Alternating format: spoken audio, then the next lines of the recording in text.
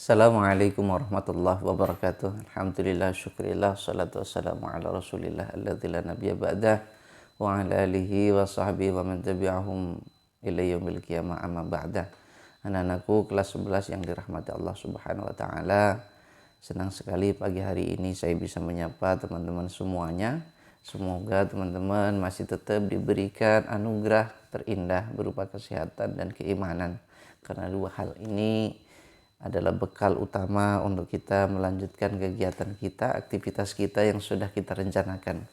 Dan pada pagi hari ini sesuai dengan jadwal yang sudah kita rencanakan, kita akan melanjutkan pembahasan kita terkait dengan hadis atau Quran hadis. Pada bab selanjutnya yang harus kita pahami dan kita pelajari bersama-sama adalah bab yang kelima yang akan berbicara tentang adab berilmu pengetahuan. Kemudian teman-teman perlu ketahui bahwa di dalam harapannya setelah mempelajari daripada materi ini adalah teman-teman mau mendemonstrasikan hafalan ya. Jadi saya ingatkan kembali teman-teman bahwa kompetensi yang harus kita capai di dalam pembelajaran Quran hadis yang saya ampu adalah bahwa setiap teman-teman nanti selalu mampu mengartikan setiap mufradat dalam hadis ataupun ayat yang kita pelajari. Jadi arti setiap kata mufradatnya. Kemudian yang kedua adalah setelah kita mempelajari, teman-teman mampu menerjemahkan setiap ayat maupun hadis yang kita pelajari tersebut.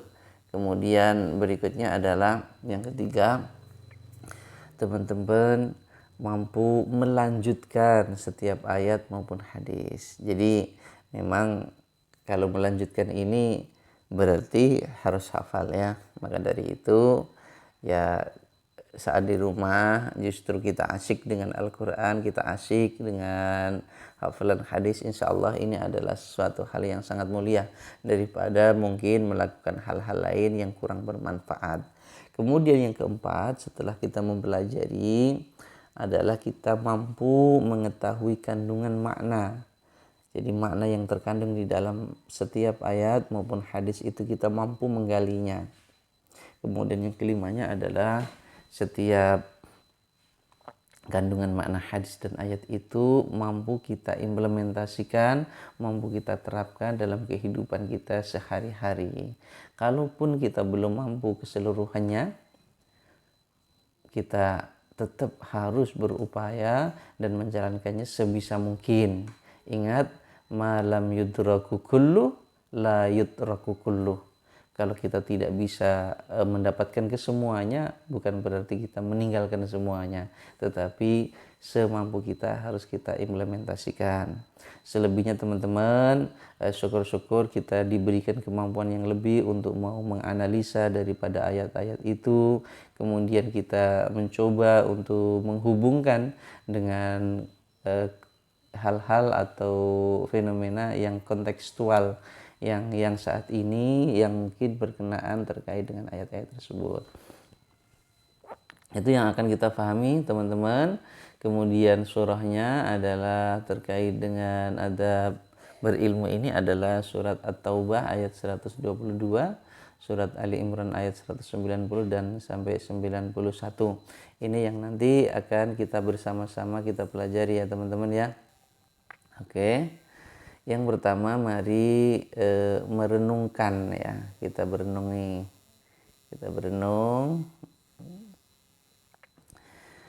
bahwa di era modern seperti ini, setiap orang yang ingin mendapatkan kesuksesan hidup, siapapun ya, everyone, everybody, sekarang adalah kita hidup di zaman modern. Orang menyebutnya dengan era al-aulamah, era globalisasi, di mana tidak ada lagi sekat jarak dan waktu. Kalau saat ini kita duduk sini ini mau mengetahui informasi bagaimana informasi yang ada di Perancis, informasi apa yang ada di Amerika, semuanya bisa dengan sangat mudah untuk kita dapatkan. Sehingga ini yang disebut dengan era globalisasi. Terlebih dalam dunia nyata juga memang pertukaran ya, apapun aktivitas, apapun sekarang sudah tidak ada sekat lagi. Saya tahu kalau teman-teman itu hobi belanja, dan kalau belanja itu sekarang kita sudah dimanjakan dengan belanja online. Ada orang yang belanja jarum pentol dari Meksiko ya, bisa Anda bayangkan itu. Anda membeli kaos kaki dari Amerika ya, itu bisa terjadi pada saat ini. Inilah yang disebut dengan era modern. Nah, pada setiap saat atau setiap orang, everybody yang ingin mendapatkan kesuksesan hidup, ada nggak yang tidak ingin sukses hidupnya? Ya, tidak waras itu. Kalau orang itu waras, pengen sukses hidup, baik itu di dunia maupun di akhirat, maka ini kuncinya adalah dengan ilmu. Kata Rasulullah, man arada dunya fa'alaihi bil ilmi. Kalau yang ingin sukses hidup di dunianya, maka kuncinya adalah ilmu. Wa man aradal akhirata, kepingin sukses akhiratnya, fa'alaihi bil ilmi. Kuncinya adalah ilmu. Wa man aradahuma, kalau kepingin sukses keduanya, hidup di dunia dan akhirat, fa'alaihi bil ilmi. Maka kuncinya adalah ilmu. Maka ilmu adalah, bisa dikatakan adalah kunci Inggris ya, kunci segalanya. Hidup di dunia mau sukses, ya harus berilmu. Mau di akhiratnya mau sukses, ya harus berilmu. Karena ilmulah yang akan menjadikan kunci pembuka kesuksesan itu. Kalau seseorang mau melihat lebih jauh, dia tidak akan menemukan satupun manusia yang mendapatkan kemenangan hidup tanpa berbekal ilmu. Coba Anda tunjukkan siapa. Oh itu Pak, ada orang sukses tetapi dia hanya lulusan dari SD. Ingat bahwa ilmu itu didapat bukan hanya dari lembaga pendidikan. Dia belajar formalnya memang dari SD, tetapi pengalaman luarnya sama sekali. Talabul ilmi ini adalah termasuk ibadah yang ghairu mahdhah, yang tidak diatur tata caranya. Beda dengan sholat, beda dengan zakat. Pernah ada? Nggak ada. Kok belajar kok harus diatur lembaga yang formal. Bahwa pendidikan itu ada pendidikan formal, ada pendidikan informal, dan ada pendidikan non formal. Jadi tidak semuanya, belum tentu. Tetapi yang jelas siapapun yang sukses itu pasti memiliki bekal ilmu yang banyak. Oleh karenanya dalam Islam ilmu sangatlah penting. Menuntut ilmu sama dengan beribadah dan bertasbih. Subhanallah. Bisa dibayangkan Anda ini mulai dari pagi, sejak mungkin ya pagi sekali ya, bangun tidur sudah ilmu yang dikejar, dan ilmu itu bisa dianggap beribadah. Thalabul ilmi itu beribadah. Sekarang thalabul ilmi sangat fleksibel. Kita bisa melalui gadget dengan berteman orang-orang yang berilmu ya. Kita tahu sendiri ilmu itu bisa didapat dengan sangat mudah sekarang dengan menggunakan gadget, dengan mengakses YouTube, dengan mengakses internet. Tetapi hati-hati, pilih dan pilahlah sumber ilmu itu. Jangan sampai ilmu itu muncul dari orang-orang yang tidak bertanggung jawab. Apa itu ilmu yang tidak bertanggung jawab? Kalau urusannya adalah ilmu agama, maka ya harus jelas, bersanad. Ilmu ini adalah ada gurunya jelas, bukan tidak jelas. Meskipun dari internet, tapi kalau gurunya itu adalah guru yang jelas, betul-betul orang yang mu'tamad, yang terpercaya sanad keilmuannya. Kalau kita di Indonesia saat ini sudah banyak sekali. Gus Baha itu pengajiannya luar biasa. Setiap saat, setiap waktu ada semuanya. Kita punya masih Gus Mus, kita punya Husin Ilyas, kita punya Profesor Quraish Shihab, Said Aqil Al-Munawwar, misalkan Marzuki Pak Kiai, Marzuki Mustahar, banyak kiai-kiai, tetapi harus kiai-kiai yang jelas, yang kita tahu, yang kita dengar, yang masyhur daripada sanad keilmuannya. Jangan sampai seperti yang akhir-akhir ini terjadi, tukang jamu bisa ngustad kemudian berdakwah sehingga dakwahnya isinya bukan ayat Al-Qur'an tetapi ayat-ayat misuh jadinya. Na'udzubillah min dzalik. Nah, ini yang harus penting sekali untuk, karena saat ini tren yang sangat praktis itu adalah kita memang belajar dari gadget ya. Banyak kok sebetulnya kiai-kiai kita yang dia secara live, dia mutolaah, membaca kitab, ngaji online. Nah, itu adalah kiai-kiai yang kita sendiri memang faham sanad keilmuannya. Jangan sampai kita kurang paham tentang sanad keilmuannya, bahkan kita tidak kenal lantaran hanya terkesima dengan penampilannya saja. Oh, jubahnya besar, oh jadi jangan ya, harus kenal lah, harus tahu, harus orang-orang yang muktabar, yang udah diakui begitu. Dianggap beribadah dan bertasbih. Jadi kalau kita sepanjang waktu itu adalah thalabul ilmi, berarti sepanjang waktu itu pula kita beribadah, sepanjang waktu itu pula lah kita mensucikan Allah begitu. Karena ilmu itu adalah, kalau dikerucutkan semuanya adalah dari Allah Subhanahu wa taala. Bahkan ilmu dapat menjadi model amal yang mengalir terus pahalanya bagi orang yang mengajarkannya kepada orang lain. Nah, ini secara politis kita untung nih. Kalau kita bergelut dengan ilmu itu, untungnya bukan hanya saat di dunia saja, tidak, tetapi sampai akhirat. Bahkan kalaupun kita sudah meninggal, tetapi kita meninggalnya waktu hidupnya itu adalah meninggalkan ilmu, maka ilmu ini diantara amal yang dia mengalir terus. Idza mata banu Adam, ketika manusia itu sudah tiada, inqata'a kullu amali, maka terputuslah semua amal, illa min thalathin, kecuali tiga perkara. Kemudian di antara tiga itu adalah ilmun yuntafa'u bih, yaitu ilmu yang bermanfaat. Maka dari itu ilmu ini menjadi sesuatu yang wajib banget bagi kita. Apalagi teman-teman ini adalah usia sekolah, yang jelas justru tugas utama itu adalah belajar. Beda barangkali kalau yang sudah tua kayak saya ini ya, sudah berumah tangga, maka ada kewajiban-kewajiban lain yang setara, tetapi itu pun tidak menanggalkan daripada kewajiban untuk thalabul ilmi. Karena kita tahu dengan falsafah daripada thalabul ilmi itu adalah long life education ya, yaitu belajar sepanjang hayat. Long life education atau education long life, entahlah begitu.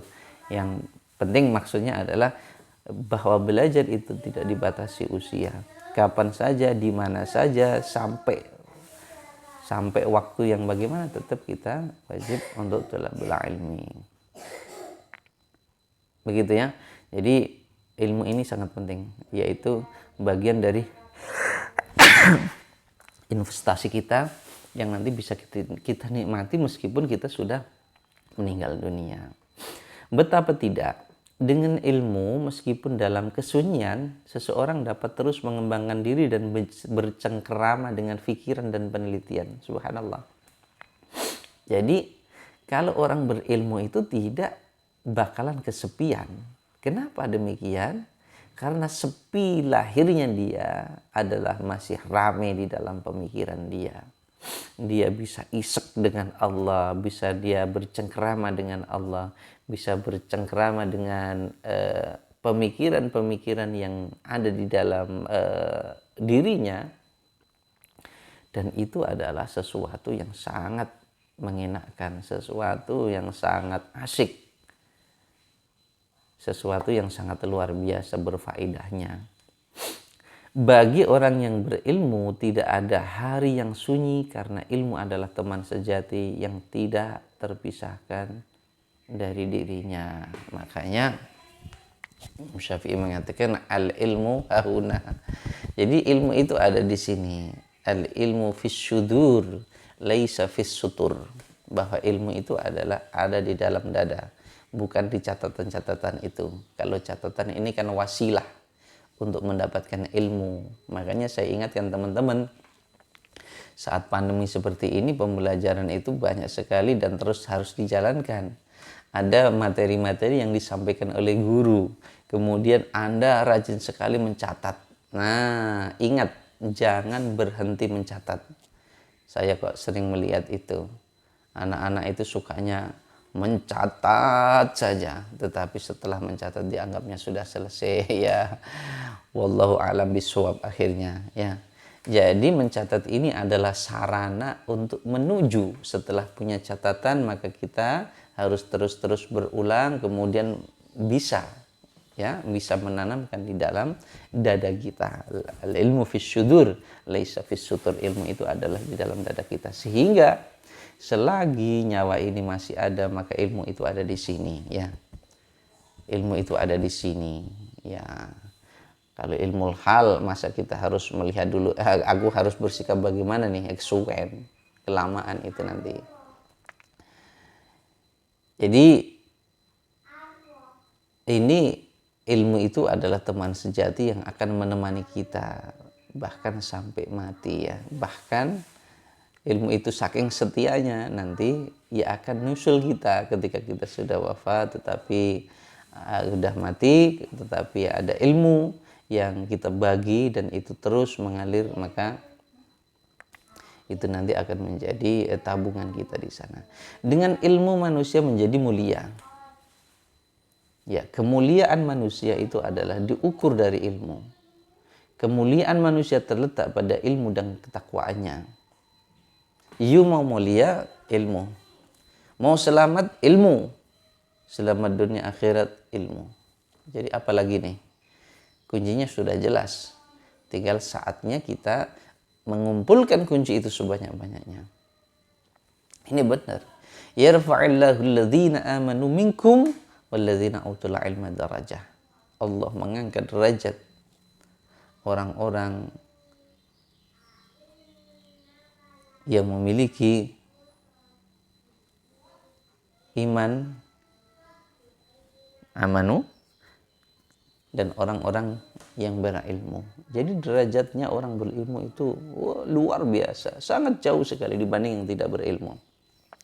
Fadlul alim 'alal abid ka fadlul qamari 'ala sairil kawakib. Keutamaan orang yang berilmu itu sinarnya dia lebih terang, ibarat bulan, mengalahkan daripada bintang-bintang. Dengan jarak yang sangat jauh, bintang sangat kelihatan kecil sekali, tetapi rembulan itu bisa menyinari. Itu jauh lebih mulia. Itu adalah orang yang berilmu dibanding orang yang tidak berilmu meskipun dia beribadah. Ya, ibadahnya orang yang tidak berilmu itu akan beda sekali dengan yang berilmu. Makanya setan sangat takut dengan orang yang berilmu. Ya.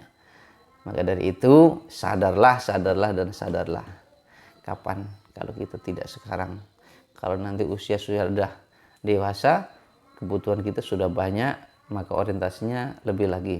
Maka mumpung para pelajar ini, kalian waktunya untuk stock of knowledge, mengumpulkan pengetahuan ilmu yang banyak.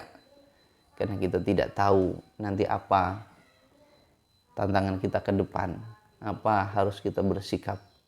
Maka dari itu kumpulkanlah waktunya ya memang sekarang ini. Kalau ada pandemi saat ini justru manfaatkan kesempatan lebih banyak, karena tidak harus berseragam, tidak harus berangkat, kemudian tidak harus pulang, tidak harus ada istirahat dan lain sebagainya. Itu seberapa waktu yang bisa kita efektifkan kalau kita itu adalah cinta dengan ilmu. Karena saat ini Allah memberikan kemudahan untuk jalan ilmu itu sangat luar biasa. Jangan sampai hati kita ini sepi dari cinta ilmu. Harus mencintai ilmu. Semoga ya teman-teman, hal ini telah dicontohkan langsung oleh baginda Nabi Muhammad SAW. Beliau dibekali ilmu oleh Allah Subhanahu Wa Taala di dalam menjalankan misi kenabian dan kerasulannya. Kita tahu bahwa Rasulullah itu adalah semua nabi itu harus fatonah, ya, harus fatona, dan harus tablek menyampaikan ilmunya itu sendiri. Dan Rasulullah kita itu adalah yang kita kenal dengan ummiyun, tidak bisa baca. Kalau kita tidak bisa baca itu adalah sebuah kekurangan, tetapi berbeda dengan baginda Nabi Muhammad SAW. Justru karena Rasulullah SAW tidak bisa membaca, tetapi beliau mengetahui hal yang banyak, itu adalah menguatkan bahwa Rasulullah itu adalah bukan karena kemauan dirinya. Wa ma yantiqu 'anil hawa in huwa illa wahyu yuha. Bahwa apa yang dikatakan oleh Nabi Muhammad itu adalah bukan berangkat dari hawa nafsunya, bukan dari karena ilmu yang melatar belakanginya, bukan karena bacaannya, tetapi adalah in huwa illa wahyu yuka, tetapi apa yang disampaikan oleh baginda Nabi Muhammad SAW itu adalah betul-betul wahyu yang diturunkan Allah Subhanahu wa taala. Jadi beda ya, jangan disalah artikan. Kalau Rasulullah ummi, itu justru itu adalah kelebihan Nabi.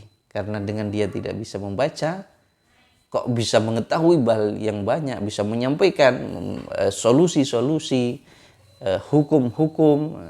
Ini adalah berarti menunjukkan bahwa Rasulullah itu adalah, karena memang di awal itu ada penolakan dari orang-orang kafir. Nah, ini sudah by design. Allah mengaturnya sedemikian rupa. Tidak bisa baca, tetapi Rasulullah menguasai semua hal, ya, everything, semua hal, unlimited, ya, semua hal di dalam kehidupan ini. Rasulullah adalah prototype, Rasulullah adalah model yang paling ideal. Rasulullah adalah uswatun hasanah. Laqad kana fi Rasulillahi uswatun hasanah. Contoh ya ini, model ya ini. Makanya kalaupun di zaman akhir ini dengan berbagai bentuk corak manusia, maka ingat bahwa model contoh yang baik itu adalah Rasulullah. Dan kita umat Islam ini harus mencontoh Rasulullah, tidak boleh mencontoh yang lain. Kita melakukan ibadah itu harus mencontoh Rasulullah, utama ibadah-ibadah mahdoh. Tidak boleh mencontoh yang lain. Meskipun kita punya kiai yang sangat alim, yang sangat fakih, maka contohnya bukan kepada kiai. Nyontohnya adalah kepada Rasulullah. Sallu kama ra'aitumuni usalli, kata Rasulullah. Salatlah kalian seperti saya salat, bukan seperti kiaimu salat, tidak. Lah terus fungsi kiai itu tuh apa?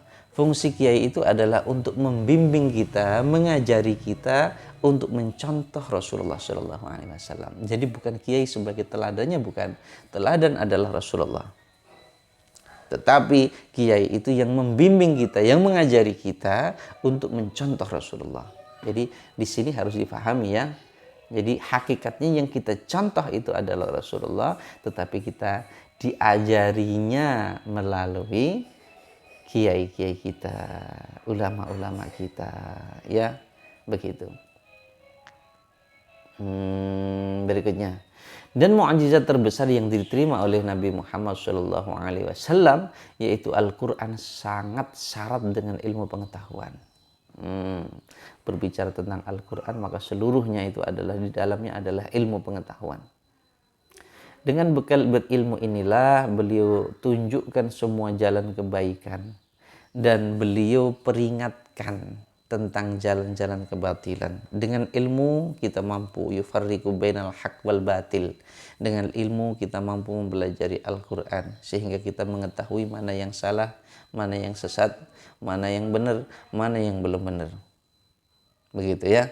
Dan beliau peringatkan tentang jalan-jalan kebatilan, ya. Dengan ilmu kita mampu. Kalau kita tidak berilmu, kita mudah direkayasa, kita mudah dibelokkan. Kalau kita ilmunya kuat, maka tidak bisa dibelokkan, karena kita memiliki teman sejati yang sangat kuat, yaitu ilmu. Teman sejati inilah, ilmu inilah yang akan membimbing kita kepada jalan yang benar. Tentu karena ilmu itu adalah hal yang sifatnya universal, maka di sini adalah ilmu-ilmu yang membimbing kita itu adalah ilmu-ilmu yang betul-betul yang baik, ya, bukan ilmu yang fasid, ya. Karena nanti berbicara tentang ilmu itu kan macam-macam. Ono ilmu kelenhe, ono ilmu santet, ono ilmu ya macam-macam, ya. Jadi maksudnya adalah ilmu-ilmu yang baik. Nabi Muhammad SAW adalah Nabi yang terakhir dan sekaligus Rasul yang diutus kepada umat manusia dan jin. Ya, Nabi Muhammad ini adalah Nabi yang terakhir. Jadi umatnya Rasulullah itu juga banyak, ya bukan hanya manusia yang kasat, tetapi juga semuanya. Ya, kita tahu Nabi Sulaiman dulu justru memang penguasa daripada seluruh binatang dan jin. Rasulullah ini adalah umatnya manusia dan juga jin, ya menurut tulisan ini. Maka ketika Rasulullah wafat, beliau telah mengajarkan ilmu yang paling bermanfaat dari wahyu Allah. Ilmu yang sempurna, ilmu yang membawa kepada kebahagiaan dunia dan akhirat. Taraktukum amraini wa in tamassaktum lan tadhillu abada. Rasulullah meninggalkan sumber ilmu sangat luar biasa, yaitu Al-Quran dan sunnah-sunnah Rasul. Kalau kita berpegang teguh dengan keduanya ini, kita tidak akan pernah tersesat. Maka barang siapa mengambilnya, maka ia telah mengambil bagian yang cukup untuk kebahagiaan dunia dan akhirat. Maka Quran, hadis, yang udah, dengan kata lain, Anda belajar Quran hadis ini, Anda sudah berada di jalan yang benar. Subhanallah. Teman-teman, semoga menjadi sesuatu motivasi bagi kita ya, dan menyadarkan kembali barangkali yang kemarin sudah agak lengah, agak lupa karena pandemi yang begitu lama, karena saking kangennya dengan teman-teman, akhirnya ini lupa ini esensi daripada ilmu itu. Harus kita kembali ingatkan kembali. Kalau lupa, ingatkan kembali, lupa, ingatkan kembali, karena manusia itu adalah memiliki sifat lupa. Al-insan makanul khata' wa nisyan, karena kita ini memang ya langganan itu kalau salah, langganan itu, tetapi tentunya dengan lupa kita diingatkan, kalau salah kita akhirnya dibenarkan. Ini berarti kita sudah berada di jalan yang benar. Coba teman-teman amati, kita melihat gambar santriwan ini ya, yang sedang membalah kitab. Sungguh indah. Ini adalah investasi yang luar biasa. Kalaupun saya punya anak nanti, kepengennya seperti itu. Nanti dia belajar sampai mengumpulkan sebanyak-banyaknya. Dia belajar yang banyak. Karena saya yakin kalau saya meninggalkan anak saya, mewariskan ilmu kepada anak-anak, ini adalah investasi yang tidak akan pernah mengalami kerugian. Kalaupun saya sudah meninggal, tetapi anak saya mengamalkan daripada ilmu yang pernah saya berikan, itu akan tetap mengalir, ya, mengalir enak sekali. Bahkan itu enaknya bukan hanya di akhirat, di dunia pun. Dan teman-teman, saat ini kita mesti, karena ilmu itu variannya sangat banyak, kita harus bisa mana ilmu yang dibutuhkan, mana ilmu yang memang penting untuk kita fahami, kita pelajari. Melihat yang seperti ini, tidakkah nikmat apalagi yang lebih nikmat dari menuntut ilmu? Makanya orang-orang alim itu, beliau kalau sudah ngaji itu lupa waktu, bahkan kadang lupa makan, lupa dirinya sendiri karena cintanya dengan ilmu. Dan itu tidak masalah ya, karena kecintaan. Cinta itu gimana ya, luar biasa. Oke teman-teman, kita masuk kepada materi, yaitu surat At-Taubah ayat 122. Sebelum kita memahami secara lebih mendalam tentang kandungan dari surat At-Taubah ayat 122 ini, mari kita baca dengan baik dan benar teks, ya, sesuai dengan teks. A'udzu billahi minasyaitonir rajim. Bismillahirrahmanirrahim. وَمَا كَانَ الْمُؤْمِنُونَ لِيَنْفِرُوا كَافَّةً فَلَوْلَا نَفَرَ مِنْ كُلِّ فِرْقَةٍ مِنْهُمْ طَائِفَةٌ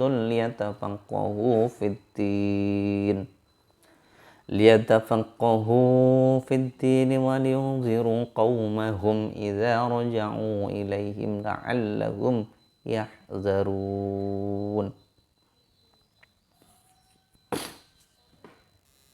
Wa makana, dan tidaklah ada, al-mu'minuna orang-orang mukmin liyanfiru pergi untuk memperdalam kafatan secara semuanya, secara sempurna. Tidaklah semua orang Islam, tidaklah semua orang mukmin yang harus pergi untuk mencari ilmu secara sempurna. Falaula nafaru min kulli firqatin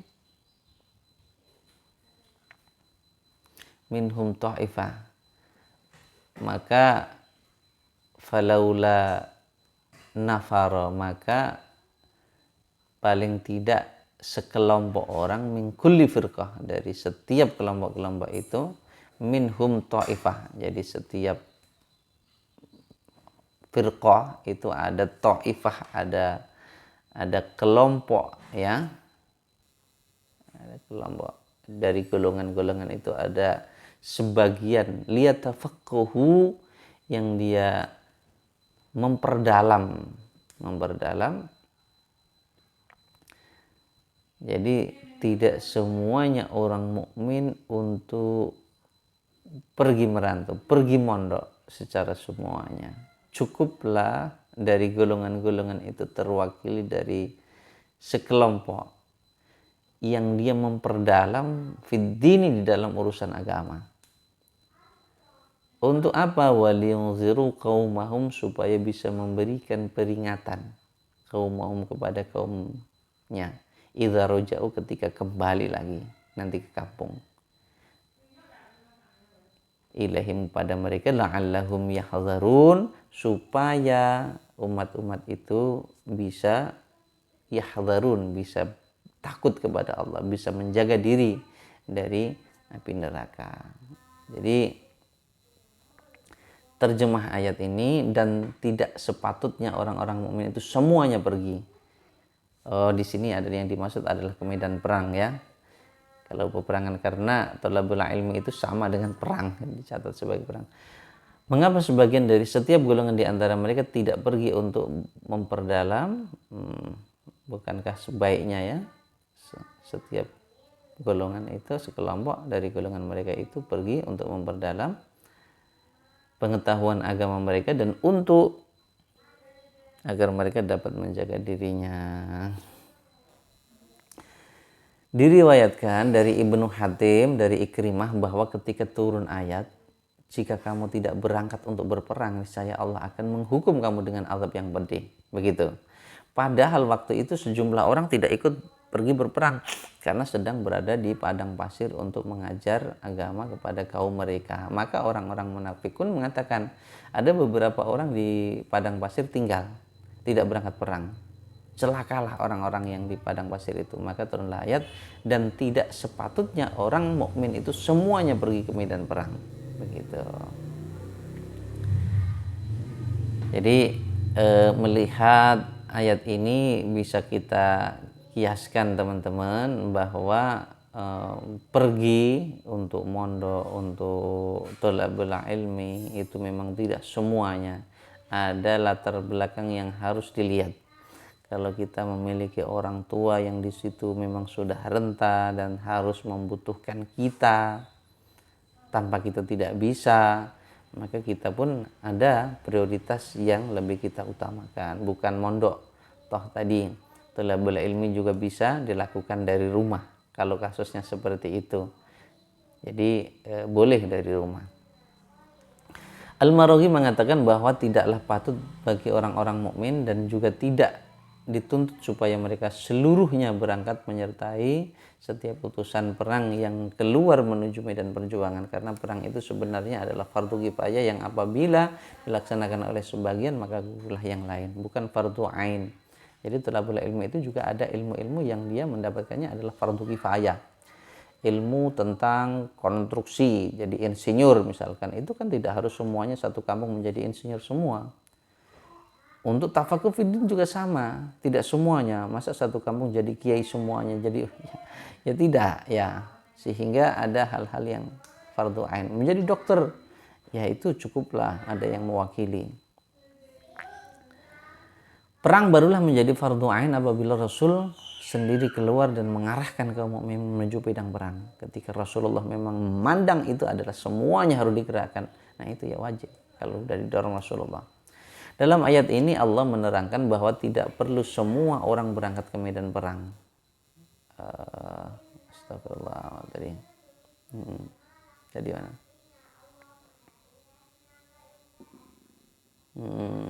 Ada. Ya sampai sini ya. Ya, dalam ayat ini Allah menerangkan bahwa tidak perlu semua orang berangkat ke medan perang bila peperangan itu dapat dilakukan oleh sebagian kaum muslimin saja. Namun harus ada pembagian tugas di dalam masyarakat. Sebagian berangkat ke medan perang dan sebagian lagi bertekun menuntut ilmu dan mendalami ilmu-ilmu agama supaya ajaran-ajaran agama itu dapat diajarkan dengan baik. Sama halnya lah kita di masyarakat ini, bukan berarti kalau yang tidak ngaji itu tidak baik. Jangan pikir kalau yang ngaji itu tidak baik, enggak. Mencari nafkah, nyangkul di ladang itu ya baik, ya ibadah. Yang berdagang ya ibadah, yang nyopir ya ibadah, yang satpam juga ibadah. Bahkan jangan sampai masjid yang sumber daripada pengajaran Islam itu menjadi masalah sosial ya. Wayai ngaji, gak ngaji, dikeremengi padahal dia ada piket ya, kerja di satpam misalkan ya. Jangan sampai ya semuanya itu ada pembagiannya, jangan semuanya jadi satu. Ayat tersebut juga mengisyaratkan tentang wajibnya pendalaman agama dan bersedia untuk mengajarkannya di berbagai pemukiman serta memahamkan orang-orang lain kepada agamanya ya. Jadi berbagi tugas sehingga mereka mengetahui hukum-hukum agama secara umum yang wajib diketahui oleh setiap mukmin. Orang-orang yang beruntung dirinya memperoleh kesempatan untuk mendalami agama dengan maksud seperti itu. Jadi orang-orang yang beruntung itu cukup sekelompok saja yang dia mendalami supaya nanti setelah pulang di kampung itu yang ngajarkan kepada tetangga-tetangganya, kepada lingkungannya. Mereka dapat kedudukan yang tinggi di sisi Allah Subhanahu wa taala insyaallah, dan tidak kalah tingginya dari kalangan pejuang yang mengorbankan harta dan jiwa dalam meninggikan kalimat Allah. Itu sama yang mengajarkan yang ada di kampung itu daripada yang berperang itu juga sama mendapatkan pahala juga. Membela agama dan ajarannya. Bahkan mereka boleh jadi lebih utama daripada pejuangnya. Ya, begitu. Ayat inilah yang menjadi pokok pedoman dalam masyarakat Islam yang telah digariskan oleh Rasulullah sendiri dan diteruskan oleh para pemimpin Islam setelahnya, yaitu tentang adanya tenaga-tenaga yang dikhususkan untuk memperdalam ilmu agama meskipun umpamanya terjadi pergolakan politik nggih. Saya ini sing dados kiai-kiai sing fakih-fakih niku nggih mboten semuanya itu terjun dekat dengan penguasa sehingga menjalankan keilmuannya itu bisa bebas tanpa ada terbebani ya. Sehingga dengan demikian masih orisinil keilmuannya, bukan cenderung kepada penguasa ataupun yang lain. Barangkali itu dulu teman-teman untuk pertemuan pada pagi hari ini. Semoga bermanfaat. Kurangnya mohon maaf. Wallahul muwaffiq ila aqwamit thoriq. Wassalamualaikum warahmatullahi wabarakatuh.